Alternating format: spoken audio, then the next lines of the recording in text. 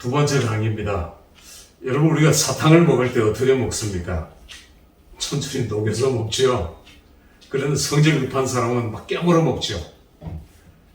여러분, 보통의 사랑은 사탕을 서서히 녹여 먹는 그런 사랑일 겁니다. 그러나 솔로몬과 술람미의 사랑은 사탕을 그냥 확 처음부터 깨뜨려 먹는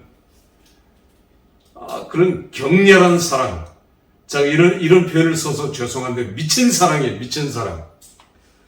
3절에 보면은 이제 셴과 쉐멘, 언어 유희입니다. 단어 발음이 비슷하죠. 내 기름은 쉐멘이고 기름이 향기롭고 내 이름은 셴입니다. 향기와 같다. 그런 언어 유희를 통해서, 이건 언어 유희는 강조하는 거라 했죠. 자, 이런 격렬한 사랑. 그런데 솔라미는 문득 자기 자신을 돌아볼 때 5절입니다. 게달의 장막, 게달의 장막이는 난 게달의 장막이야. 난 게달의 장막에 자괴감에 빠지는 거죠.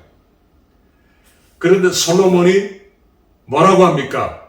술람미 여인은 게달의 장막이라고 표현하지만 솔로몬은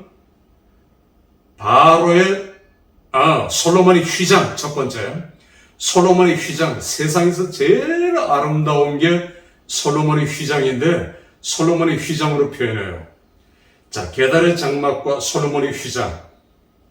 여러분, 예수 믿는 많은 이들도요, 자기 자신을 게달의 장막이라고 폄하하는 사람들이 있습니다. 동굴 속에 꽁꽁 들어가 자기를 감추면서 난 게달의 장막이야. 난 아무것도 못해. 난 할 수 없어.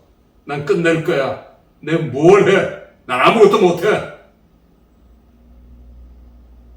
그러나 하나님께서는 우리를 모압 언약에서 보배라 하죠. 보배 보물입니다. 에베소 2장 10절에는 포이에마라고 했어요. 포이에마. 우리는 그의 지으신 바라, 우리는 그의 만드신 바라 할 때 포이에마. 헬라어로, 영어로는 포임이 되겠죠. 포임, 작품입니다.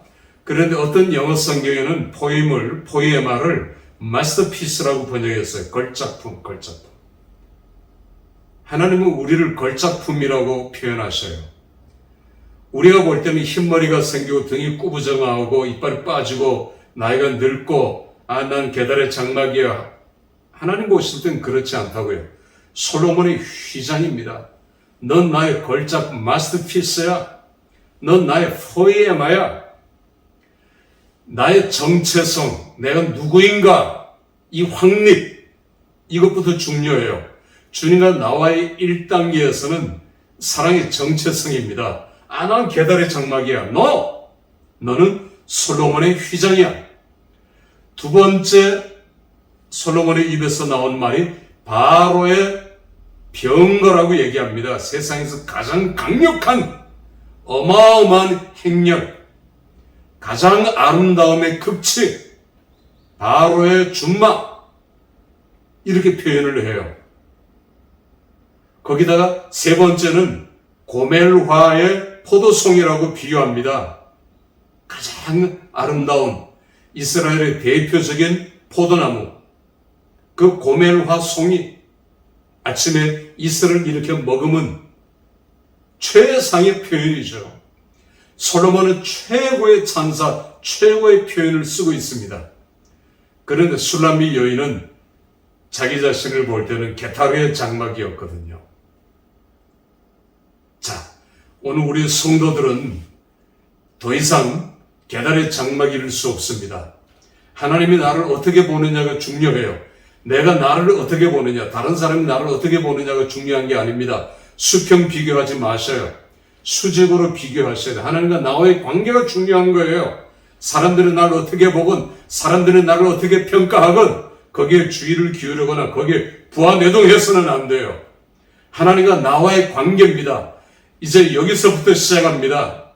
게달의 장막이 아니라 솔로몬의 휘장부터 시작하고 나는 하나님의 보배된 백성이에요. 왕같은 제사장, 거룩한 백성. 여기서부터 우리는 출발하는 것이 1단계입니다.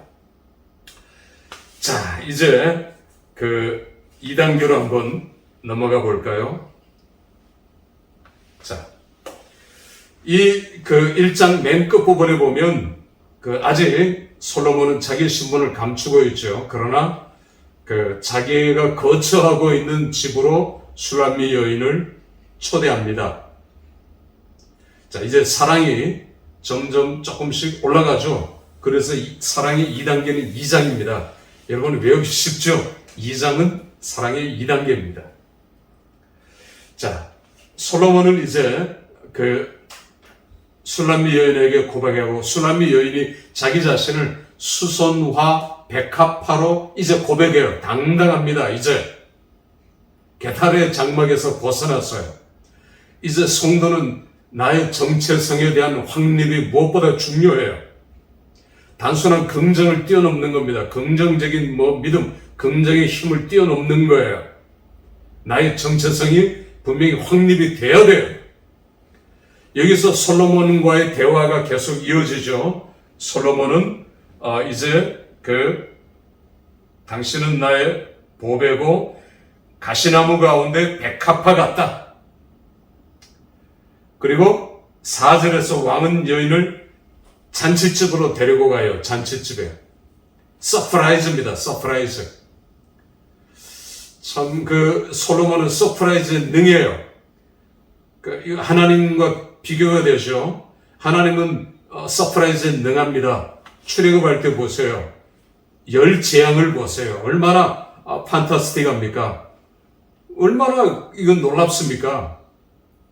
홍해를 건너는 것, 아니 그 전에 열 재앙부터 하나님은 정말 판타스틱 하셔요. 이런 아주 능합니다. 이런 거에 대해서. 서프라이즈 파티. 근데 서프라이즈 파티에 갔더니 솔로몬이 앉고 슐람미가 앉았는데 그 탁자 앞에 기가 꽂혀 있어요. 깃대. 이 깃대가 꽂혀 있다는 것은 이 연회의 주인공이라는 겁니다. 주인공. 조금 놀랐죠. 슐람미 여인이.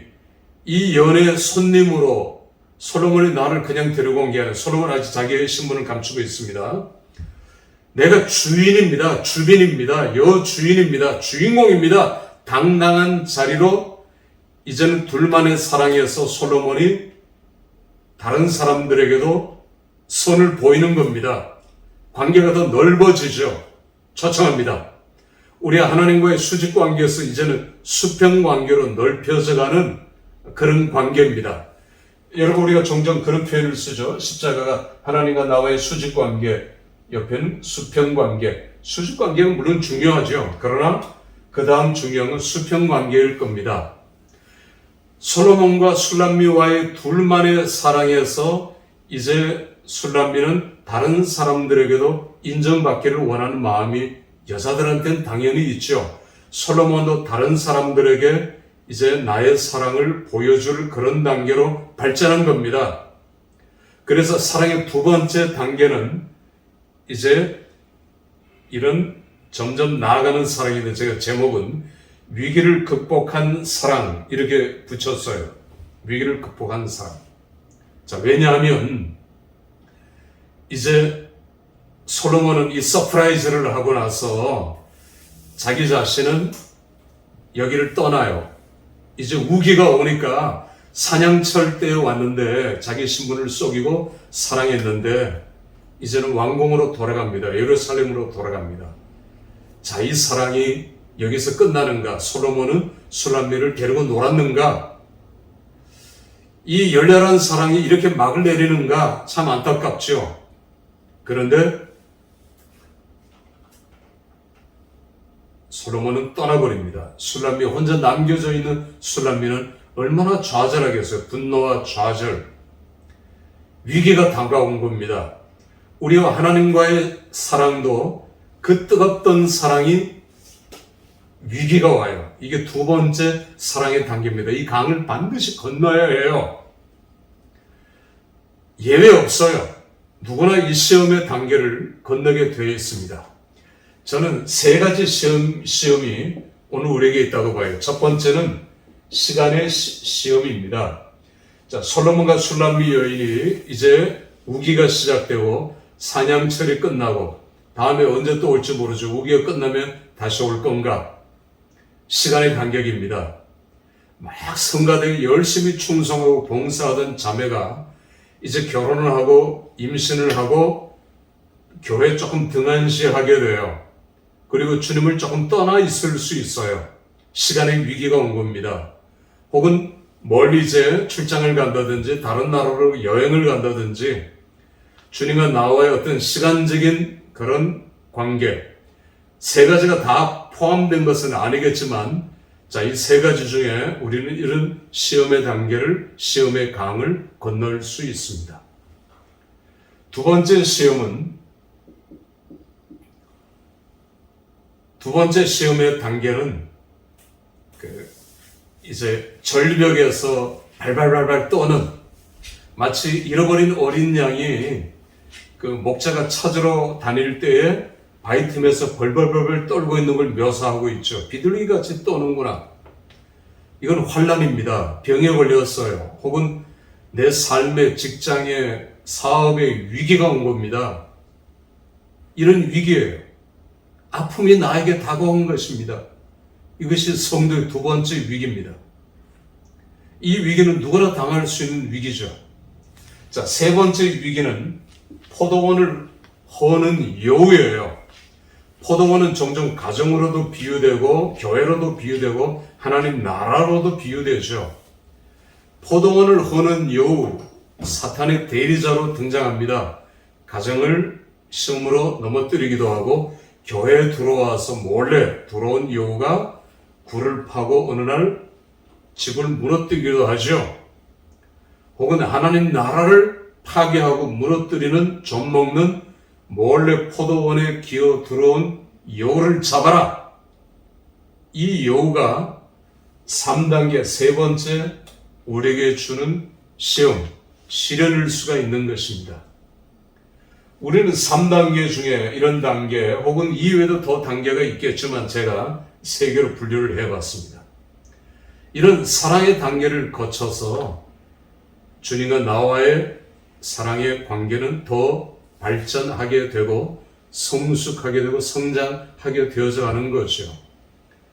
자, 술람미 여인은 애타게 솔로몬을 기다립니다. 언제 오나? 그런데 드디어 8절에 2장 8절에 그가 와서, 우리말 성경에는 와서라는 표현이 없지만 히브리어 성경에는 이게 들어있어요. 그가 왔어요. 그가 와서 몰래 벽 뒤에 숨어서 틈으로, 창상 틈으로 9절입니다. 엿보고 있어요. 자, 그리고 둘은 더 친밀한 사랑으로 발전합니다. 이제 솔로몬이 다시 찾아온 겁니다. 둘의 사랑은 더 뜨거워져요. 왜? 위기를 극복했으니까. 여러분, 우리가 결혼한 처음 관계에서도 주도권을 가지고 다투죠.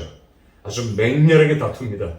그것 때문에 큰 병고가 일어날 수도 있지만 그런 단계를 대부분 거치죠. 하나님과 우리와의 관계도 비슷한 관계, 사랑에는 반드시 이런 관계가 필요합니다. 여러분, 우리가 아가서에서 보면은 여호와, 야훼, 여호와라는 단어가 안 나와요. 그래도 우리말 성경에는 8장 6절에 나와요.